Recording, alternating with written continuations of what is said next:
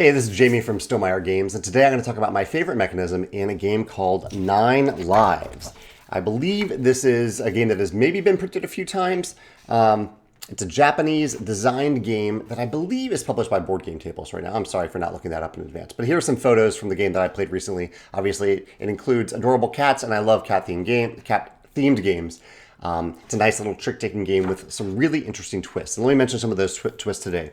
I'll start out with my favorite mechanism, and that is, in this trick-taking game, the backs of the cards match the colors on the front. And so there is a lot more information than you would usually have in a trick-taking game where all the cards have the same exact back. So for example, in my hand here, I know what the numbers are on these cards. They're numbered 1 through 9.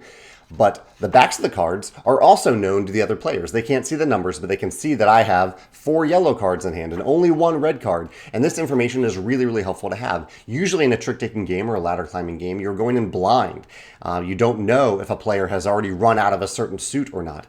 In this game, you know exactly what the other, or you know exactly how many cards in each suit each other player has, and this solves a key design problem, I think. Not a huge problem, but a small design problem in these types of games, which is you are trusting players in any trick-taking game when they say, "Oh, I'm out of hearts right now." You're trusting that they are actually telling the truth, because you really have no way to check that until later on in the round when they play a heart and you're like, "Oh, didn't you say earlier that you didn't have any hearts?" In this game, you can't bluff which suits you have in hand, which I think is really, really clever. Great addition to that. And I will give myself not a pat on the back, but I have a game. My first game that I published and designed, Viticulture, also has cards of different backs. That information doesn't matter as much as it does in 9 Lives, but I think it's just a good reminder that if you have a game and there's a reason for maybe other players to see what cards are in your hand and you don't want to require other players to remember that information, having cards with different backs is a great way to do that. In Viticulture, it matters a little bit because if I'm thinking about going to putting a worker on the play a winter visitor action space, I might want to look around the table and see, does anyone else have winter visitor cards that they can play right now? That's helpful information for me to have.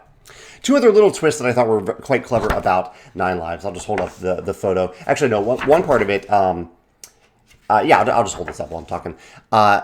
One is that the bidding system is really interesting in that you have these cat tokens and you are communicating to other players that you think you're going to win a certain number of tricks. We've seen this in other trick-taking games. But I think the clever thing here is, and it's really small to see, but you can see that's like a number 1, number 2. You're putting the cat next to the 1 or the 2 or the 3 or the 4 to say, I think I can win 1, 2, 3, or 4 tricks.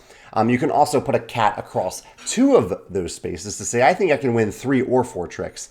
And the other neat little twist here that you can't see on this photo is that on this 1 space, it also has a little number 5 on it. So it means that you're betting that you can win either 1 trick or 5 tricks, or you're saying 2 or 6 or 3 or 7 or 4 or 8. And this means, like, if you bid 1 and then you realize, I have vastly underestimated what I can do this round, I can actually take a lot more cards, then you have the potential to push up and actually go all the way up to 5. I know that it's pretty rare that I think it happens, but in our game it did happen. In fact, in the first round, someone bid 1, and right away they took 2 tricks, and they were like, okay, at that point, I'll just try to keep on earning more tricks. There's a reason for me to go higher and higher here, because I can try to get back up.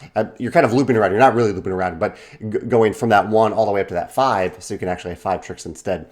I thought that was a clever, neat, flexible trick-taking system, or bidding system for a trick-taking game. The last little twist in this game is that if you win a trick, you discard most of the cards, including the card that you used to win that trick. However, you also gain 1 of the cards that you used that were in that trick. So if I play this yellow hand, if I play the 8 and everyone else plays lower yellow cards or offsuit cards and non-trump cards, and I win the trick, the 8 gets discarded, but one of those other cards that was in that trick, I gain back. And the really cool twist to this is that if players have played off suit, so say I play 8 and everyone has to follow suit if they have that color, but if they don't, they might play other colors, that might really change the shape of my hand. I might gain a red card, whereas I currently only had 1 red card. I might gain a red card back to my hand, and that can change how things are played out for the rest of the game, or at least for the next hand. So that's just a clever little twist to this game that I haven't seen in another game, that you are gaining a card from the trick that you win.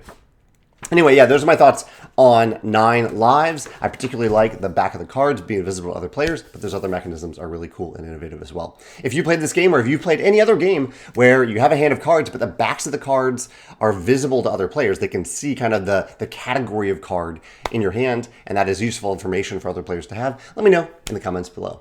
Thanks.